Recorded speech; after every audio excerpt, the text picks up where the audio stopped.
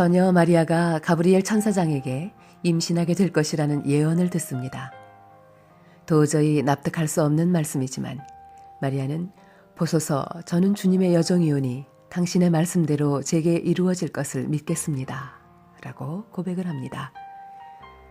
처녀가 임신한다는 것은 처녀 자신에게도 받아들여질 수 없는 일일 뿐만 아니라 사회적으로도 용납될 수 없는 일이었습니다.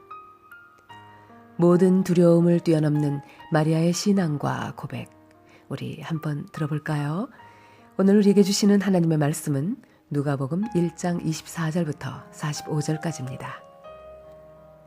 그 후에 엘리사벳이 임신하게 되었습니다. 그녀는 임신한 후 5달 동안 집 밖에 나오지 않았습니다. 그녀가 말했습니다. 주님께서 나를 너그러이 돌보아 주셔서 아이를 주심으로 사람들로부터 당하는 내 부끄러움을 없애주셨다. 임신한 후 6째 달에 하나님께서 가브리엘 천사를 나사렛이라고 하는 갈릴리의 한 마을로 보내셨습니다.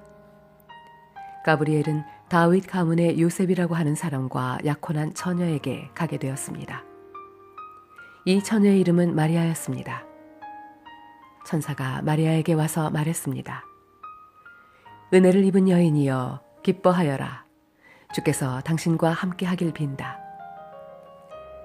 마리아는 천사의 말을 듣고 너무나 놀라서 이게 도대체 무슨 소리인가 하고 생각하였습니다. 천사가 마리아에게 말했습니다. 마리아야, 두려워하지 마라. 하나님께서 내게 은혜를 베푸신다. 보아라, 내가 아이를 임신하게 되어 아들을 낳을 것이다. 너는 그 이름을 예수라고 하여라. 그는 크게 되어 가장 높으신 분의 아들이라고 불릴 것이다. 주 하나님께서 그에게 그의 조상 다윗의 왕좌를 주실 것이다.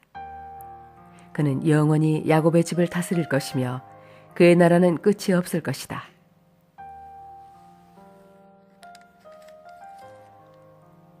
마리아가 천사에게 말했습니다.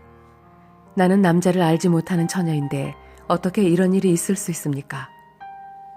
천사가 마리아에게 대답했습니다. 성령이 내게 내려오시고 가장 높으신 분의 능력이 너를 감싸주실 것이다.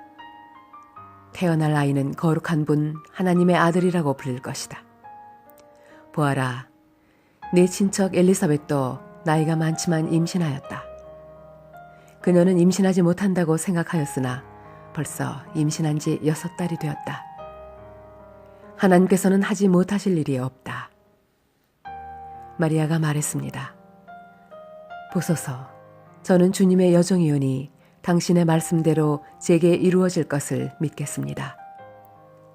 그러자 천사가 마리아에게서 떠나갔습니다. 그 무렵에 마리아가 일어나 유대지방 산골에 있는 동네로 서둘러 갔습니다. 사가랴의 집으로 들어가서 엘리사벳에게 인사하였습니다.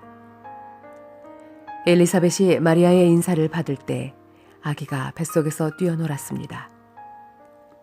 엘리사벳이 성령으로 충만하여져서 큰 소리로 외쳤습니다.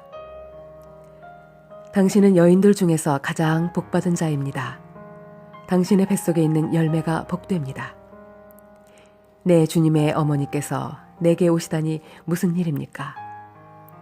보소서, 당신이 인사하는 소리가 내 귀에 들릴 때에 내 뱃속의 아이가 기뻐서 뛰어놀았습니다. 주님께서 말씀하신 것이 이루어질 것을 믿은 자는 복이 있습니다. 아멘. 우리에게 주신 하나님의 말씀이었습니다. 사랑하는 주님, 우리의 삶 가운데 날마다 하나님의 말씀들이 성취되기를 소원합니다. 이 일을 위해 사랑하는 한 몸 가족들이 말씀에 순종하며 두려움을 넘어서 헌신하게 하소서. 하나님의 아들 예수 그리스도의 이름으로 기도드립니다. 아멘.